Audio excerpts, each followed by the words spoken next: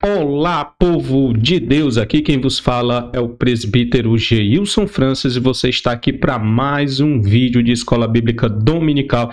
E eu desde já quero agradecer a todos que estão se inscrevendo no canal e pedir para que você continue se inscrevendo, tá bom? Fica conosco até o final desse vídeo. Deus tem uma palavra para você. Eu sou presbítero da Assembleia de Deus Vinde, aqui em Fortaleza, Ceará, com o pastor José Saboia de Oliveira, onde também sou professor de Escola Bíblica Dominical e bem como líder de um grupo de casados para sempre, juntamente com a minha esposa, tá? E desde já vamos iniciar esse vídeo para a glória do nome do Senhor. Nós vamos estudar nessa lição, a lição de número 3, que diz o céu, o destino do cristão.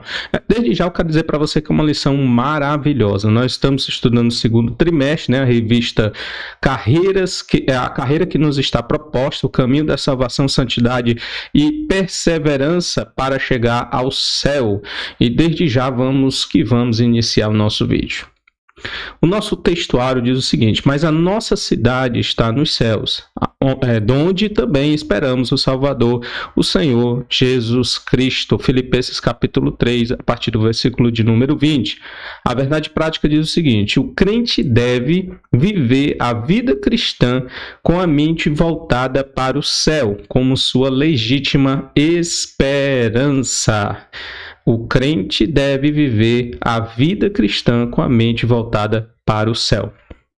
Nós temos que juntar, como Jesus falou, né? Tesouros no céu e não tesouros na terra. Jesus ensinou que nós fizéssemos isso. A nossa leitura bíblica em classe está em Filipenses, né? O texto bíblico do capítulo 3, a partir do versículo de número 13, 14, 20 e 21 e Apocalipse capítulo 21, do 1 ao 4.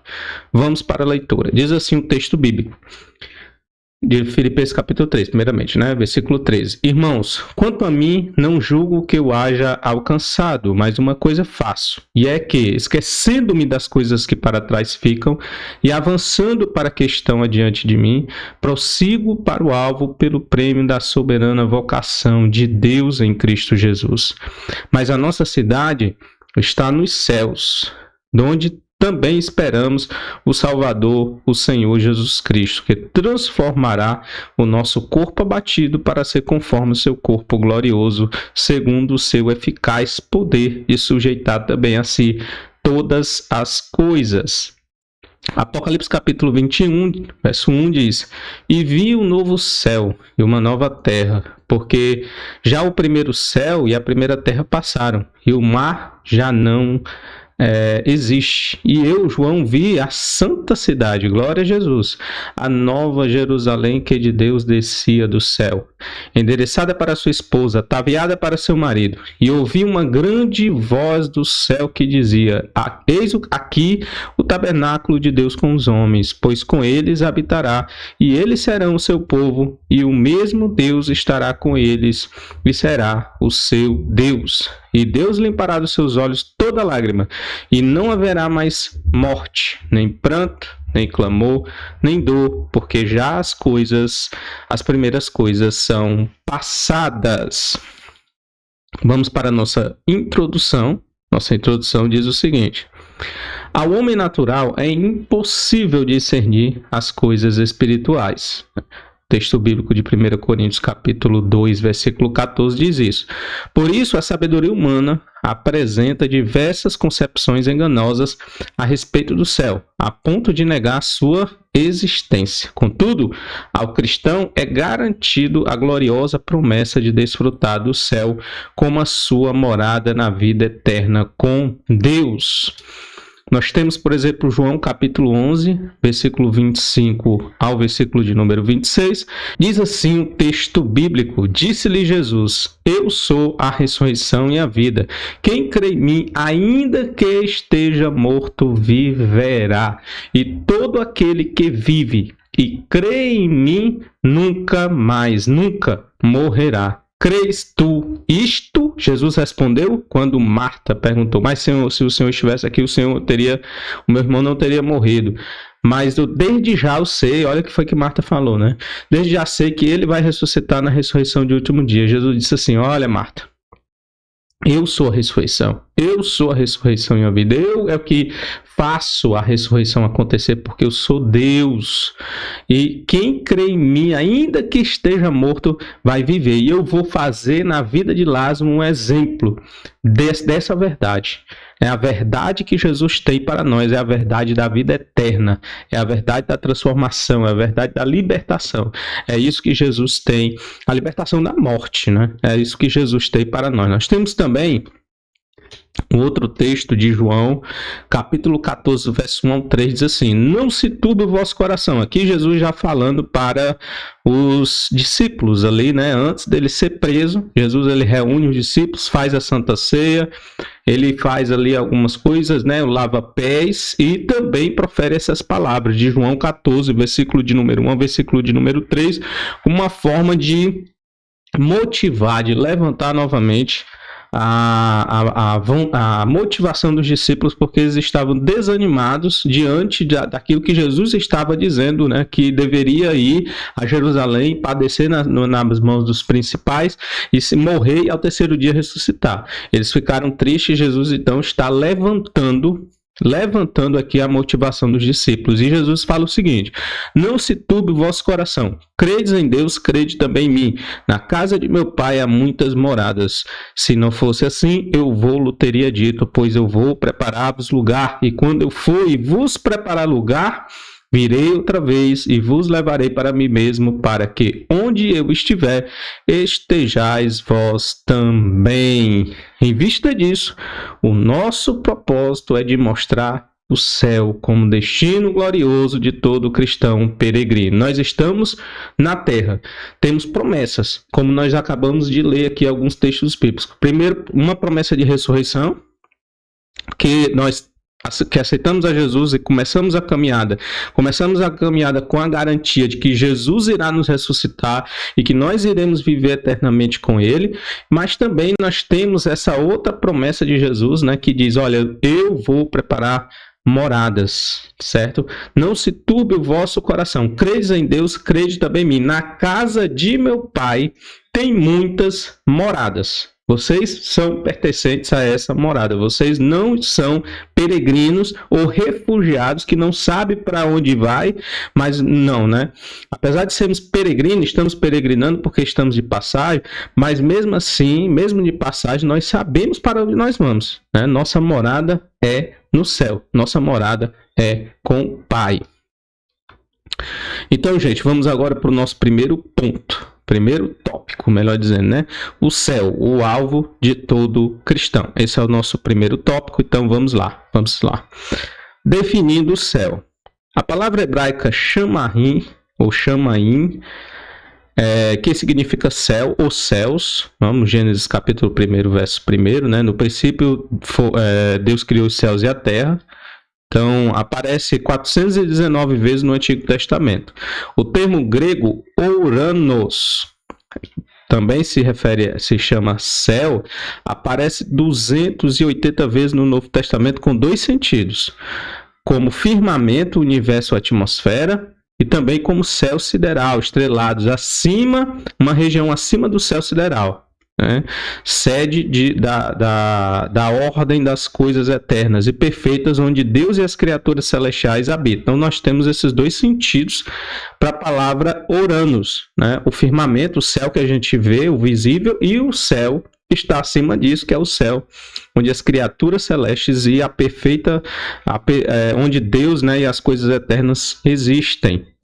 Então, na tradução da Bíblia em língua portuguesa, a palavra chamaim foi traduzida por altura e ouranos como algo elevado. Ambas as palavras são usadas para se referir a três coisas distintas. Nós temos o céu atmosférico, né? Nós temos aqui o céu atmosférico. Pronto, está aqui.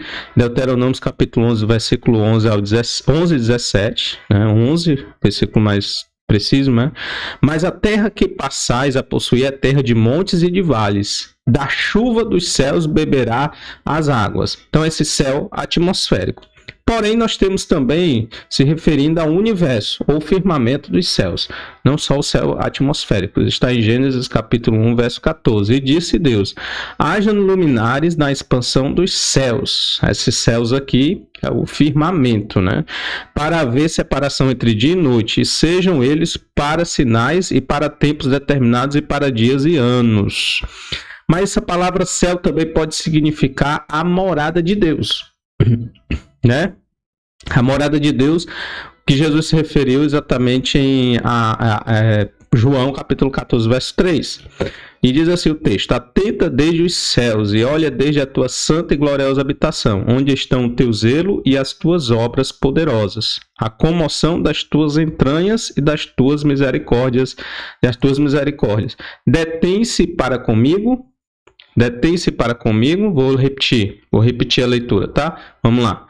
Atenta desde os céus e olha desde a tua santa e gloriosa habitação. Onde estão os teus zelos e as tuas obras poderosas? A comoção das tuas entranhas e das tuas misericórdias. Detém-se para comigo? Né? Uma pergunta. Então, essa é o céu, significa exatamente céu como morada de Deus. Esses dois termos têm esses três significados, né? Voltando aqui rapidamente, o céu aqui ele pode significar o céu atmosférico, segundo Deuteronômio capítulo 11, pode significar o universo ou firmamento, segundo Gênesis 1:14, e também pode se referir ao céu morada de Deus. Depende do contexto, depende daquilo que está sendo dito, né?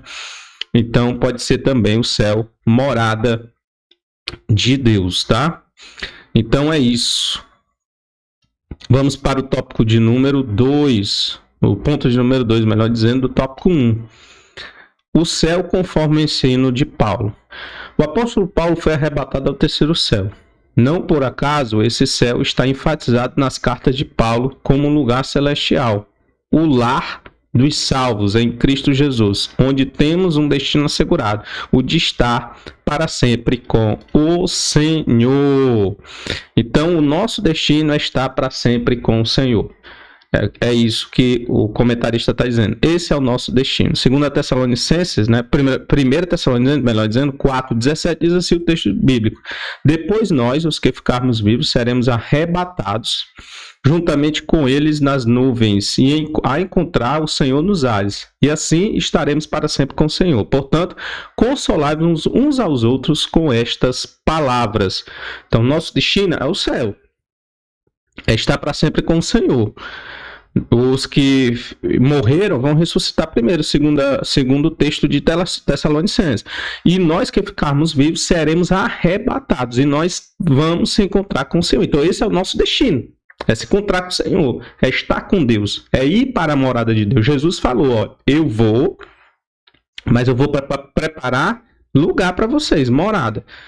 E quando eu for e voltar, eu vou levar vocês, para que onde eu estiver, vocês estejam também. O texto de Atos dos Apóstolos, aqui que ficou para trás, que eu vou mostrar para vocês, 1:11, também vai falar exatamente isso. Ó, Jesus vai voltar como os discípulos ouviu subir.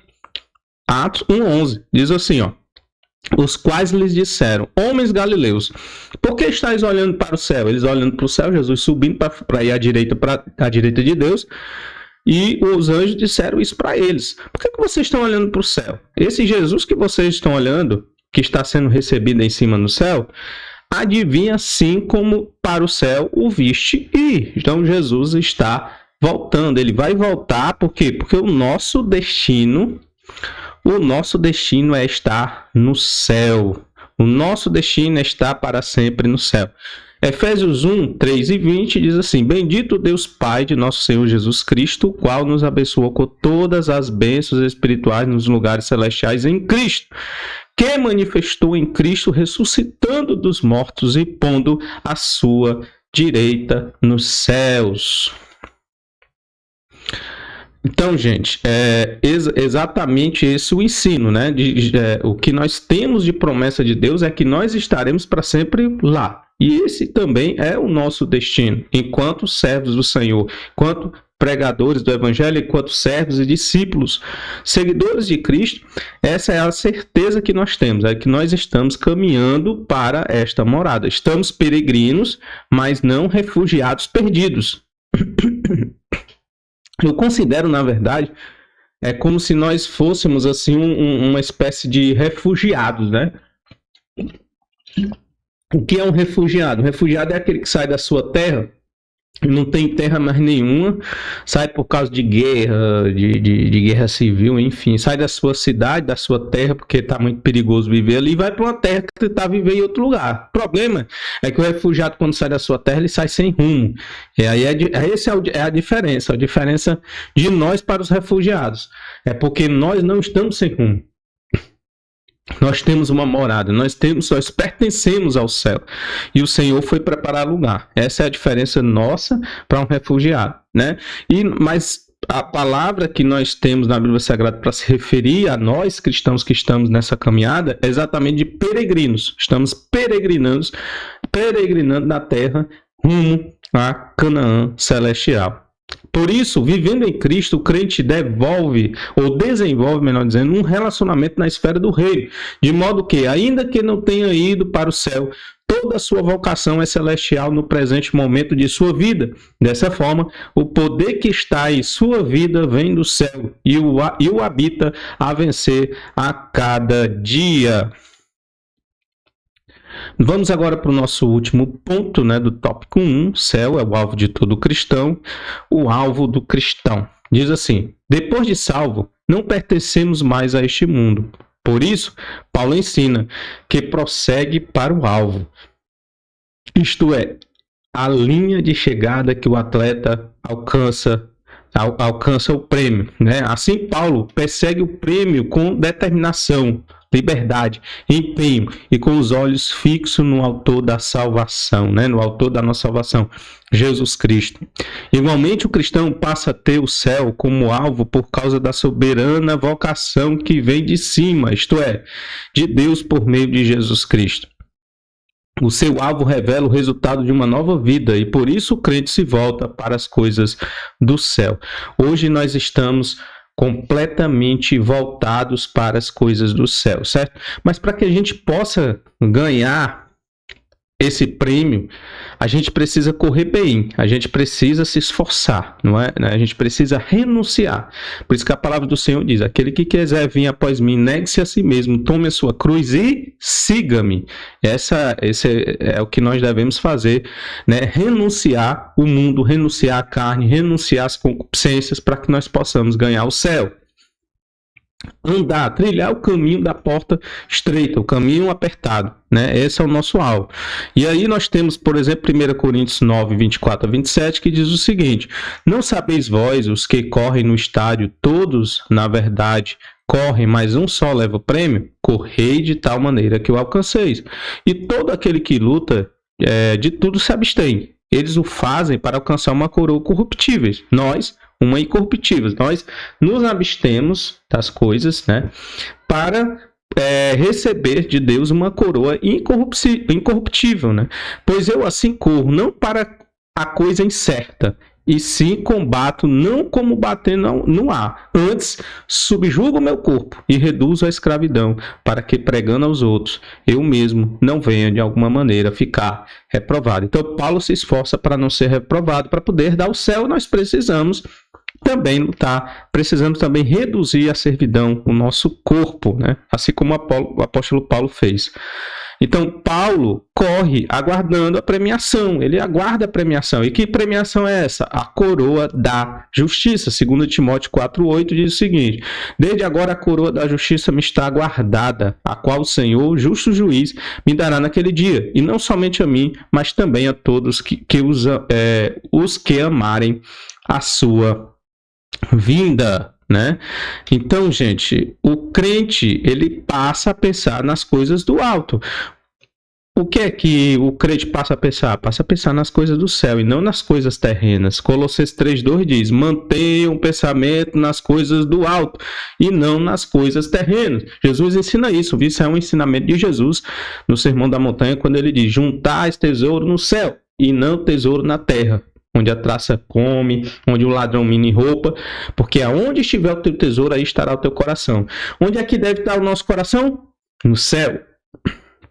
Nosso coração tem que estar no céu, né? Nós temos também Filipenses capítulo 3, 20, que diz o seguinte: mas a nossa cidade está nos céus, de onde também esperamos o Salvador, o nosso Senhor Jesus Cristo. Então, gente, a gente está na terra, nós estamos na terra, no mundo, trilhando. Jesus, ele ora por nós na oração sacerdotal, e na oração sacerdotal Jesus, ele diz o seguinte: Pai, eu não peço que o Senhor tire eles do mundo, ou seja, nós estamos no mundo, e Jesus, ele disse que no mundo nós teríamos aflições, né? Ou seja, a aflição vai vir para todo mundo, seja crente ou não crente, mas Jesus, ele ora dizendo: mas eu peço que os livres do mal. Então nós estamos no mundo, estamos caminhando por este mundo, peregrinando, atravessando este mundo para ir para a nossa cidade, né? Nós moramos lá, nós somos patriota, a nossa pátria, a nossa cidade é no céu, não é aqui, tá? Essa é a esperança de todo cristão, gente. Então, a expressão "a nossa pátria está nos céus" sintetiza bem a nossa realidade, Filipenses capítulo 3, 20. Ao mencionar essa expressão, o apóstolo mostra que temos uma cidadania celestial. Para viver a plenitude dessa cidadania, o cristão peregrina para algo perfeito, absoluto, e que finalmente terá o corpo abatido, transformado conforme o corpo glorioso de Jesus Cristo, né? Nós temos textos bíblicos, por exemplo, de Coríntios, que fala, né, que o nosso corpo corruptível será transformado em um corpo celestial, um corpo transformado, porque carne e sangue não pode herdar o reino dos céus, tá? Então vamos seguindo, vamos para o nosso tópico de número 2 agora, tá? Espero que você esteja conosco. A descrição do céu segundo o livro de Apocalipse. A descrição do céu segundo o livro de Apocalipse. O novo céu e a nova terra. Depois da abertura dos 7 selos, conforme Apocalipse 6, em que predomina a desordem, a tribulação e o juízo, o quadro revelado na sequência é de que um novo estado eterno. O apóstolo João diz que o primeiro céu e a primeira terra passaram. O mar já não existe mais. Então, o primeiro céu e a primeira terra passaram e o mar já não existe mais. Esse céu também, Uranus, é o espaço astronômico, que se trata da habitação eterna de Deus. Então, o apóstolo contempla um novo céu e uma nova terra, né? O apóstolo, então, ele contempla um novo céu e uma nova terra. Apocalipse 21, e viu um novo céu e nova terra, porque já o primeiro céu e as primeiras coisas, a primeira terra passaram, e o mar já não existe. Então ele contempla o novo céu e uma nova terra. O adjetivo grego kainos, novo, que aparece no texto, traz a ideia de novo com respeito à forma, fresco, recente, não usado. Então, o que ele está propondo é de algo novo, inédito. Algo inédito, realmente. É um novo céu, uma nova terra. Então, nesse sentido, o novo céu é um lugar sem precedentes, incomum e desconhecido. Isaías profetizou a criação de um novo céu e nova terra também, né? Isaías, no capítulo 65, verso 17, porque eis que eu crio novos céus e nova terra, e não haverá mais lembrança das coisas passadas, nem mais se recordarão. Então, Isaías também viu essa novo céu e nova terra. O apóstolo Pedro também confirma essa esperança. Então, nós temos, por exemplo, o apóstolo Pedro, 2 Pedro 3,13, que diz o seguinte: mas nós, segundo a sua promessa, aguardamos novos céus e nova terra em que habita a justiça. Então, uma esperança que o cristão tem também, e Pedro, ele reverbera essa esperança também no seu livro, né, de 2 Pedro 3,13. Esse lugar é o destino do cristão. Um novo lar completamente remido, sem qualquer semelhança com o mundo antigo. Pois eis que faço novas todas as coisas. Texto bíblico que está aí descrito, tá? Então, gente, nós estamos aqui diante de algo novo. Estamos aqui diante de um novo céus e nova terra. O nosso segundo ponto do tópico 2 diz: a linda cidade como nossa nova morada. No versículo 2 do Apocalipse 21, o apóstolo João faz menção à cidade santa, né? A descida da cidade santa. E somente a partir do versículo 9 que ele começa a descrever a beleza dessa cidade. Por meio de passagens do Novo Testamento, a Nova Jerusalém pode ser descrita como a morada de Deus, a pátria dos salvos, o lugar em que os santos habitarão. Hebreus 12, 23 diz o seguinte: a universal assembleia e igreja dos primogênitos, que estão inscritos nos céus, e a Deus, o juiz de todos, e o Espírito dos justos aperfeiçoados. Então, a Nova Jerusalém pode ser descrita, sim, como a morada de Deus e a pátria dos salvos, né? Continuando a leitura, assim cremos e afirmamos que nessa linda cidade será o lugar em que Deus e o Cordeiro são o seu templo. A glória de Deus a iluminará e o Cordeiro será a sua lâmpada. A Nova Jerusalém não haverá dor, tristeza ou sofrimento. Gente, isso é sensacional. Realmente, saber que no novo céu e nova terra não haverá dor, não haverá pranto, não haverá choro, é um consolo para todos os sofrimentos que nós estamos vivenciando hoje. É um consolo para os sofrimentos, irmãos, que nós enfrentamos, que nós estamos vivenciando. As pessoas nas igrejas e no mundo inteiro, as tribulações. E mesmo passando por tudo isso nessa terra, nós temos a esperança de que na Nova Jerusalém não haverá dor, não haverá sofrimento. Além disso, depois da ressurreição, e quando todas as coisas forem consumadas, essa Jerusalém celestial descerá do céu e ficará para sempre na nova terra. O apóstolo João descreve a Nova Jerusalém celestial como lugar de remidos que habitam a gloriosa cidade. Portanto, para nós, a visão descrita em Apocalipse 21 refere-se ao céu como a eternidade, a Nova Jerusalém como a nova cidade, o nosso novo lar criado sem pecado. Né? E Paulo diz, ó, carne e sangue não podem herdar este lugar, tem que ser um corpo transformado. Por isso que o nosso corpo será transformado para que nós possamos habitar neste lugar, né? Onde a bem-aventurança eterna será desfrutada pelo santo para sempre. Nós temos aí Gálatas também, ó, a Nova Jerusalém pode ser descrita como a morada de Deus. Gálatas 4:26, mas a Jerusalém do alto é livre e é a nossa mãe. Nós temos também, ó, a Nova Jerusalém, Jesus será a sua lâmpada e não haverá mais pranto. Nós temos Apocalipse 21, 22 a 23 que diz, ó, e nela não vi templo, porque o seu templo é o Senhor Deus Todo-Poderoso e o Cordeiro.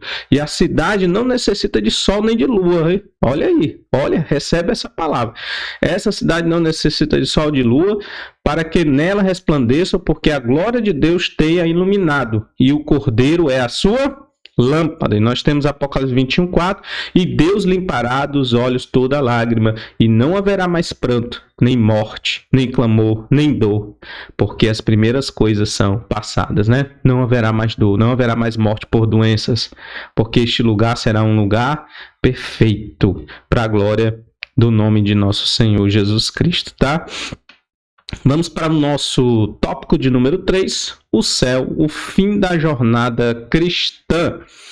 Primeiro ponto diz, estaremos onde Deus está. Em Apocalipse 21, há uma concretização da jornada cristã, em que o crente estará onde Deus habita, conforme o nosso Senhor disse que viria e nos levaria para estarmos com o Pai. João 14:3, o que eu falei para vocês, né? Lá no começo, o versículo que eu li. Então, nesse lugar, habitaremos com Deus em seu tabernáculo, pois nós seremos o seu povo e ele será o nosso Deus. Tudo isso se tornará realidade no futuro, quando nossa união com Deus se dará sem impedimento, cumprindo toda a expectativa, tanto no Antigo Testamento quanto no Novo Testamento. Nós temos aqui, por exemplo, Levítico, né? Nós habitaremos com Deus para sempre, conforme o Antigo Testamento. Levítico 26, 11 a 12 diz o seguinte, ó, e porém o meu tabernáculo no meio de vós, e a minha alma de vós não se enfadará, e andarei no meio de vós, e eu vos serei por Deus, e vós me sereis por povo. Como também no Novo Testamento também diz, né? 2 Coríntios 6,16 diz, que acordo há entre o templo de Deus e os ídolos? Pois somos santuários do Deus vivo. Como disse Deus, habitarei com eles e eles entre eles andarei, e serei o seu Deus, e eles serão o meu povo. E também Apocalipse 7, 15 a 17. Por isso eles estão diante do trono e o servem de dia e de noite em seu santuário. E aquele que está sentado no trono estenderá sobre eles o seu tabernáculo. Nunca mais terão fome, nunca mais terão sede. Não cairá sobre eles o sol e nenhum calor abrasador, pois o cordeiro que está no centro do trono será o seu pastor. Ele os guiará às fontes de água viva, e Deus enxugará dos seus olhos toda a lágrima. Olha que bênção, né, gente? Nós temos a certeza de que estaremos para sempre com o Senhor. Ele será o nosso Deus e nós seremos os seus servos para estar para sempre com Ele, aonde Ele está. Essa é a nossa esperança. As lágrimas cessarão. As lágrimas cessarão. Recebe aí mais uma promessa de Deus para a sua vida, tá? Uma das mais gloriosas bênçãos que desfrutamos no céu é de que Deus enxugará de nossos olhos todas as lágrimas. Essas lágrimas simbolizam tristeza, sofrimento, tragédias humanas e outros diversos males que não terão lugar nessa nova realidade de vida, pois todas as primeiras coisas são passadas. Tudo isso será possível porque haverá também uma transformação no mundo físico, de modo que ele será inteiramente transformado e liberto da corrupção, como Paulo esclareceu a respeito da redenção do mundo material. Então, gente, Deus ele vai enxugar todas as nossas lágrimas, porque as primeiras coisas passarão, tá? O último inimigo, tá lá em 1 Coríntios, né? O último inimigo a ser destruído é a morte. Quando, porém, o que é corruptível se revestir na incorruptibilidade e o que é mortal se revestir na incorruptibilidade, como se cumprirá a palavra? Se cumprirá então a palavra que está escrita: tragada foi a morte na vitória. Onde está a morte, a tua vitória? Onde está, ó morte, o teu aguilhão? Será a vitória final, né, sobre a morte. Acho que a morte é o nosso grande inimigo, além do diabo, né? Do adversário.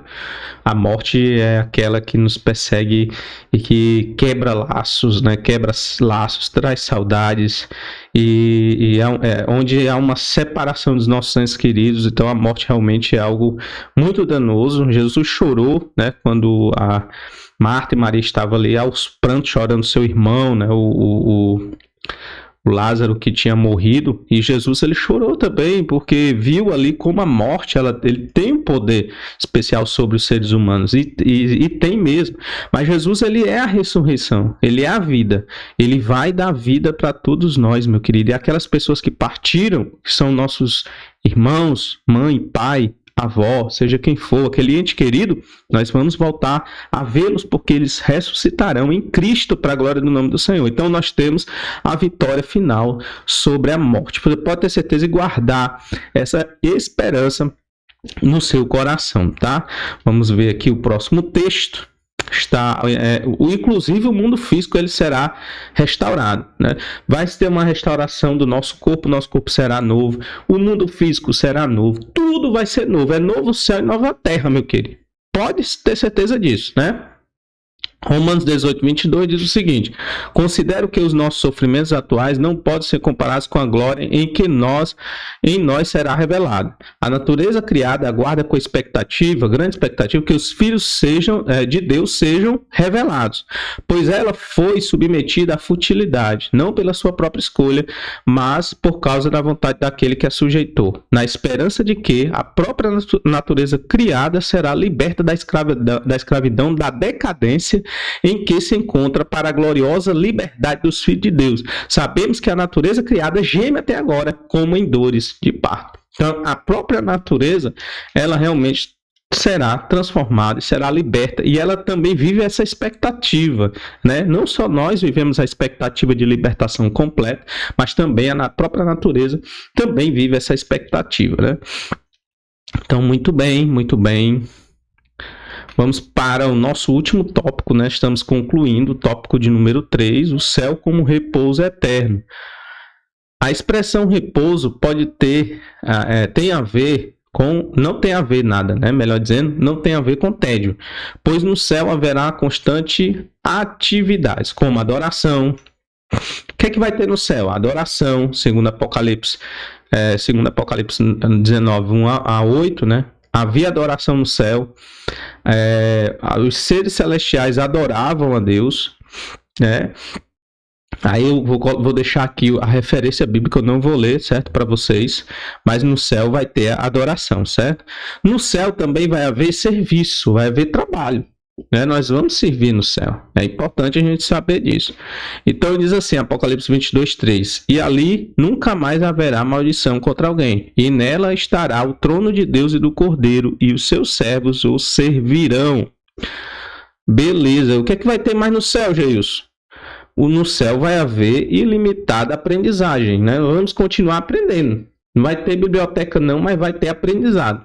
1 Coríntios 13:12 diz assim, porque agora vemos por espelho em enigma, mas então veremos face a face. Agora conheço em parte, mas então conhecerei como também sou conhecido. Então será um lugar onde o céu, né, será um lugar onde nós vamos ter o conhecimento perfeito das coisas. Hoje nós conhecemos em parte, mas lá vamos conhecer de maneira perfeita todas as coisas, né? Então trata-se de uma dimensão completamente distinta do que conhecemos atualmente. Por isso, quando afirmamos que o céu será um lugar de repouso ou de descanso, é pelo fato de que o crente descansará suas fadigas, né? As lutas, as tribulações, as dores, tudo vai ser... É por isso que o céu é um lugar de descanso, né?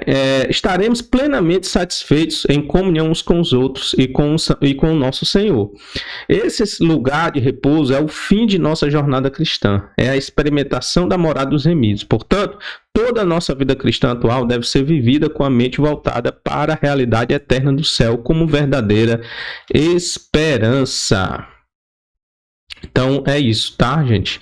Estamos agora concluindo completamente, né? Vamos para a nossa conclusão para a gente terminar a nossa lição de hoje. Para se viver a esperança celestial, é preciso nascer de novo, viver em Cristo e transformar a mente. É preciso ter uma nova natureza. Sem isso, é impossível crer nas coisas espirituais, pois estas só podem ser discernidas espiritualmente. Porque tem gente que não acredita, isso é balela, né? Céu, essa coisa de céu, tem gente que não acredita, mas para quem é crente, servo de Deus, crê nas promessas de Deus, né? Portanto, por isso tem que nascer de novo. Portanto, prossigamos a nossa jornada para o céu, de glória, e o alvo de todo salvo em Cristo, conforme as regras divinas estabelecidas na palavra de Deus, tá? Gente, eu já quero agradecer a todos vocês, obrigado pela satisfação de você ter nos acompanhado até este momento, tá? Que Deus abençoe sua vida, abençoe sua casa. Aprendemos bastante nessa lição, aprendemos que o céu é para todos aqueles que confessam a Jesus como Salvador, são transformados e que têm sua mente transformada e que passa a crer nas promessas de Deus, porque só consegue acreditar no céu aquele que nasce de novo, não tem como fugir dessa realidade. Então, nós estamos peregrinos na terra, porque nós temos uma morada, então estamos de passagem, não moramos aqui, não estamos aqui para fixar residência, porque a nossa residência é na eternidade, tá?